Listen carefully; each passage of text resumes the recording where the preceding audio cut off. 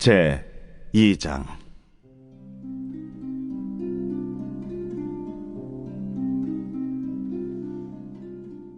아모스의 아들 나 이사야가 받은 바 유다와 예루살렘에 관한 말씀이라. 말이래 여호와의 전의 산이 모든 산 꼭대기에 굳게 설 것이요 모든 작은 산 위에 뛰어나리니 만방이 그리로 모여들 것이라. 많은 백성이 가며 이르기를 오라 우리가 여호와의 산에 오르며 야곱의 하나님의 전에 이르자. 그가 그의 길을 우리에게 가르치실 것이라. 우리가 그 길로 행하리라 하리니 이는 율법이 시온에서부터 나올 것이요 여호와의 말씀이 예루살렘에서부터 나올 것임이니라. 그가 열방 사이에 판단하시며 많은 백성을 판결하시리니 무리가 그들의 칼을 쳐서 보습을 만들고 그들의 창을 쳐서 낫을 만들 것이며 이 나라와 저 나라가 다시는 칼을 들고 서로 치지 아니하며 다시는 전쟁을 연습하지 아니하리라. 야곱 족속아 오라 우리가 여호와의 빛에 행하자. 주께서 주의 백성 야곱 족속을 버리셨음은 그들에게 동방 풍속이 가득하며 그들이 블레셋 사람들 같이 점을 치며 이방인과 더불어 손을 잡아 언약하였음이라. 그 땅에는 은금이 가득하고 보화가 무한하며 그 땅에는 마필이 가득하고 병거가 무수하며 그 땅에는 우상도 가득하므로 그들이 자기 손으로 짓고 자기 손가락으로 만든 것을 경배하여 천한 자도 절하며 귀한 자도 굴복하오니 그들을 용서하지 마옵소서. 너희는 바위 틈에 들어가며 진토에 숨어 여호와의 위엄과 그 광대하심의 영광을 피하라. 그날에 눈이 높은 자가 낮아지며 교만한 자가 굴복되고 여호와께서 홀로 높임을 받으시리라. 대저 만군의 여호와의 날이 모든 교만한 자와 거만한 자와 자고한 자에게 임하리니 그들이 낮아지리라. 또 레바논의 높고 높은 모든 백향목과 바산의 모든 상수리 나무와 모든 높은 산과 모든 솟아오른 작은 언덕과 모든 높은 망대와 모든 견고한 성벽과 다시스의 모든 배와 모든 아름다운 조각물에 임하리니 그날에 자고한 자는 굴복되며 교만한 자는 낮아지고 여호와께서 홀로 높임을 받으실 것이요 우상들은 온전히 없어질 것이며 사람들이 암혈과 토굴로 들어가서 여호와께서 땅을 진동시키려고 일어나실 때에 그의 위엄과 그 광대하심의 영광을 피할 것이라. 사람이 자기를 위하여 경배하려고 만들었던 은 우상과 금 우상을 그날에 두더지와 박쥐에게 던지고 암혈과 험악한 바위 틈에 들어가서 여호와께서 땅을 진동시키려고 일어나실 때에 그의 위엄과 그 광대하심의 영광을 피하리라. 너희는 인생을 의지하지 말라. 그의 호흡은 코에 있나니 새말 가치가 어디 있느냐.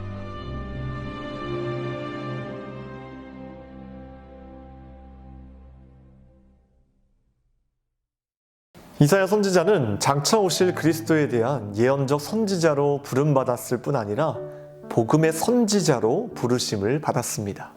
다시 말해 그의 이름의 뜻처럼 여호와는 구원이시다.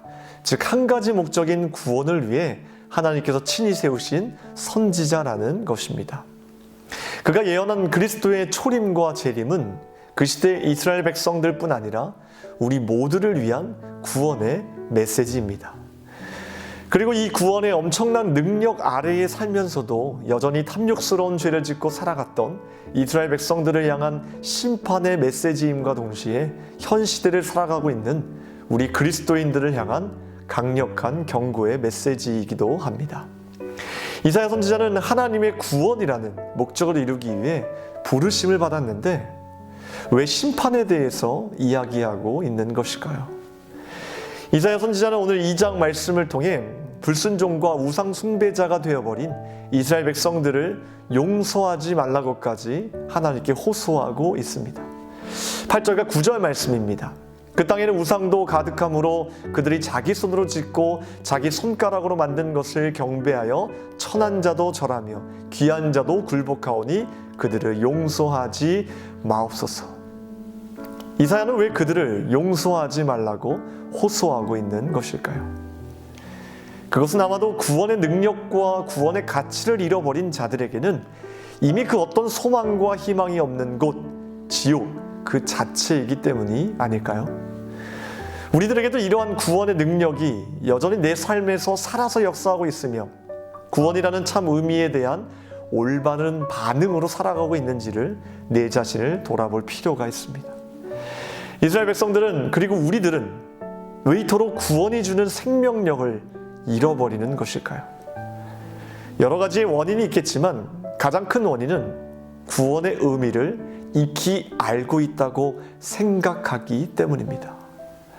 안타깝게도 많은 그리스도인들이 이 복음을 한 번 듣고 받아들이면 천국행이 보장되는 소식쯤으로 생각하고 있습니다. 단순히 구원을 죽은 뒤에야 보험금을 받는 보험 증서 정도로 여기고 또 훗날 천국의 한 자리를 보장해주는 마법의 면책 특권 정도로 생각하면서 여전히 내가 원하는 죄, 내가 원하는 방향으로 살면서도 영원한 천국을 보장받을 것이라 생각하고 있다는 것입니다.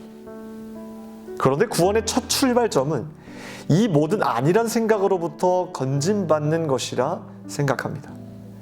구원이 가져다주는 생명력을 제한하고 그것을 거부하는 우리의 편협한 생각으로부터 우리는 구원을 받아야 합니다. 예수님은 단 한 번도 나에 관한 옳은 것들을 믿으면 죽어서 천국에 가게 해주겠다고 말씀하신 적이 없습니다. 예수님은 영생을 단 한 번 분명하게 정의하셨는데 안타깝게도 오늘날 이 정의를 아는 사람은 별로 없습니다. 영생은 곧 유일하신 참 하나님과 그가 보내신 자 예수 그리스도를 아는 것이니이다. 영생은 곧 하나님을 아는 것입니다. 하나님에 관해서 아는 것이 아니라 하나님을 아는 것이라고 분명하게 말씀하셨습니다. 여러분, 이 둘의 차이가 무엇입니까? 많은 사람들이 하나님에 관해서 알고 있습니다. 심지어 예수님을 믿지 않는 자들도 하나님에 관해서는 알고 있습니다. 하지만 예수님이 말씀하신 하나님을 아는 것은 완전히 차원이 다릅니다. 하나님을 아는 것은 구원이라는 가장 큰 은혜의 선물로 인해 내가 그분의 가장 큰 사랑을 받는 친구로, 자녀로, 제자로 완전히 거듭났다는 사실을 아는 것입니다. 이것을 아는 자의 삶은 매 순간이 은혜이고 하나님과 늘 동행하는 삶이 될 것입니다. 구원의 능력을 잃어버린 우리들이 간절히 기도해야 될 제목은 하나님 삶의 모든 순간 속에서 하나님을 알아가게 하시고 우리의 삶의 매 순간이 하나님과 동행하는 기회로, 하나님을 의지하는 기회로, 감사하는 기회로, 섬길 기회로, 쉴 기회로 그렇게 매 순간 깨어날 수 있게 해달라고 기도해야 될 것입니다. 사랑하는 성도 여러분, 구원이 주는 생명력을 날마다 내 삶 속에서 회복시키시길 바랍니다. 영생의 열쇠는 하나님을 아는 것입니다. 평범한 일상의 한복판에서 그분의 특별한 임재에 날마다 깨어나시기를 바랍니다. 지금 이스라엘 백성들은 하나님을 믿는다고 하면서 동시에 죄도 함께 저지르고 있습니다. 그들은 지금 어떤 생각으로 구원을 바라보고 있었던 것일까요? 그들은 매 순간 예수님께 영생을 받는 것이 아니라 이미 구원받았으니 이 정도쯤은 괜찮은 것으로 마치 천국의 티켓을 받아놓은 사람처럼 생각하고 있다는 것입니다. 즉, 구원을 천국에 들어가기 위한 최소한의 조건을 믿는 것으로 생각하고 있었다는 것입니다. 우리는 카드사가 주는 혜택을 지속적으로 받기 위해 이런 질문을 던지곤 합니다. 이 혜택을 유지하기 위해 충족시켜야 할 최소한의 조건은 무엇입니까? 이것은 아주 합당한 질문입니다. 월에 30만 원 이상을 써야 한다든지 연체가 되면 안 된다든지 등 우리는 최소한의 조건만 잘 지키면 됩니다. 하지만 이 경우에는 어떻습니까? 제가 결혼식장에서 아내에게 이렇게 말합니다. 궁금한 게 있는데요. 내가 당신과 결혼 생활을 유지하기 위해 지켜야 할 최소 한도는 뭔가요? 내가 가정을 등한시하는 것을 어느 정도까지 봐줄 수 있겠어요? 그러니까 남편 자격을 유지하기 위해 충족시켜야 할 최소 조건은 뭐예요? 여러분은 이랬다가는 질문이 채 끝나기 전에 그 결혼식은 깨져버릴 것입니다. 결혼은 어떤 한 부분만 포기하는 것이 아니라 전부를 포기하는 것입니다. 심지어 리모컨까지도 포기해야 합니다. 내가 상대방을 진정으로 사랑한다면 최소 조건만을 찾아서 지키는 것이 아니라 상대방이 원하지 않는 모든 것을 저절로 지키게 되어 있다는 것입니다. 하나님께서 우리에게 주신 구원은 카드사가 주는 혜택보다는 결혼에 더 가깝다는 것을 기억해야 합니다. 하나님을 진정으로 사랑한다면 우리는 하나님께서 원하시지 않는 모든 죄를 거부하게 될 것이고 매 순간 거룩함을 지키기 위해 노력하게 되어 있습니다. 기도하겠습니다. 오늘 금요일 새벽에 함께 기도할 공동기도 제목은 환우들을 위해서 기도하겠습니다. 박재종 권사님, 김정수 집사님, 오유미 성도님, 박사연 청년의 치유를 위해서 기도해 주시겠습니다. 또 각종 질병과 불면증, 공황장애 등 마음의 치유를 위해서 또 연로하신 장로님, 권사님들을 위해서도 기도해 주시기 바랍니다. 우리 수능이 얼마 남지 않았습니다. 우리 수험생들을 위해서 끝까지 건강과 믿음과 또 좋은 결과로 하나님께 영광 돌릴 수 있게 달라고 먼저 환우분들과 수험생들을 위해 중보기도 하시고 각자 기도의 제목을 위해서 함께 기도하겠습니다. 하나님 감사합니다. 주님의 구원으로 인해 우리가 날마다 매 순간이 기쁨이고 감사임을 우리의 입술을 통해서 고백할 수 있도록 도와주시옵소서. 최소한의 조건을 유지하고 지키는 것이 아니라 우리가 진정 하나님을 사랑한다면 하나님께서 원하시지 않는 모든 것들을 거부하며 또 거룩함으로 살아갈 수 있는 저희들 될 수 있도록 도와주시옵소서.